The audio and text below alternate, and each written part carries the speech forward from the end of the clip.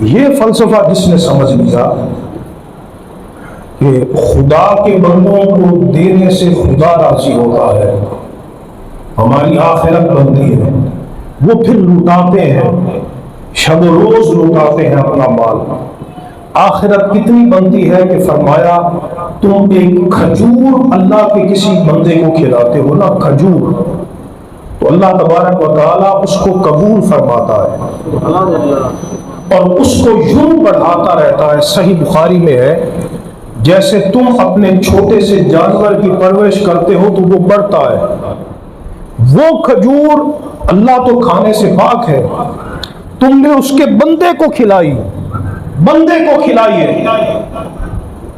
تو اس کی وجہ سے کیا ہوتا ہے، وہ کھجور رب اس کو بڑھاتا رہتا ہے، بڑھاتا رہتا ہے، یہاں تک کہ جب بندہ خدا کی بارگاہ میں پہنچتا ہے تو پہاڑوں کی مثل وہ کھجور بن چکی ہوتی ہے اور رب اس کو اس کے نامہ اعمال میں شامل کر دیتا ہے،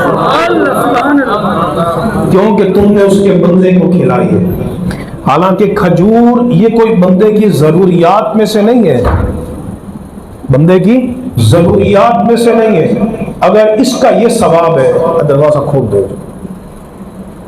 اس کا یہ ثواب ہے تو جو بھوکے کو کھانا کھلائے، جو پیاسے کو پانی پلائے، اس کا اجر و ثواب اللہ کی بارگاہ میں کتنا بڑا۔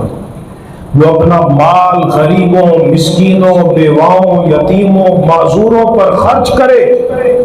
اس کا اجر و ثواب اللہ کی بارگاہ میں کتنا بلند ہے۔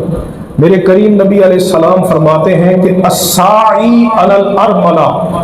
والمساکین کالمجاہد فی سبیل اللہ، میں بیوہ اور مسکینوں کے لیے جو بندہ کوشش کرتا ہے، انہیں کما کے کھلاتا ہے، جن کا کوئی کمانے والا نہیں وہ ان کو دیتا ہے، تو حضور فرماتے ہیں وہ مجاہد فی سبیل اللہ جتنا اس کا ثواب ہے، راتوں کو قیام کرنے والے جتنا اس کا ثواب ہے، دن کو روزہ رکھنے والے کی طرح رب کائنات اس بندے کو ثواب دیتا ہے جو خدا کے بندوں کی خدمت کرتا رہتا ہے۔ اس لیے تم آخرت کے طلبگار بنو،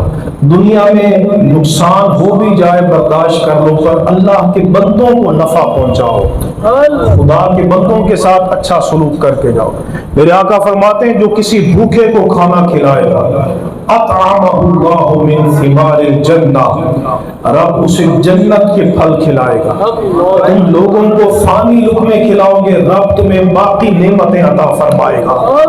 فرمایا جو کسی برہنہ کو اور عریاں کو لباس پہناتا ہے، رب کائنات اسے جنت کے لباس پہنائے گا۔ جو کسی کو آسانی دیتا ہے، رب اسے محشر میں آسانی دے گا، اور تم خدا کے کسی بندے کی ایک مشکل دور کرتے ہو، رب محشر میں تمہاری مشکلات کو دور فرما دے گا۔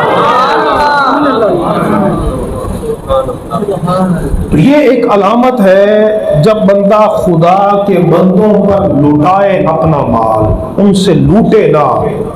تو وہ آخرت کا طلبگار ہے،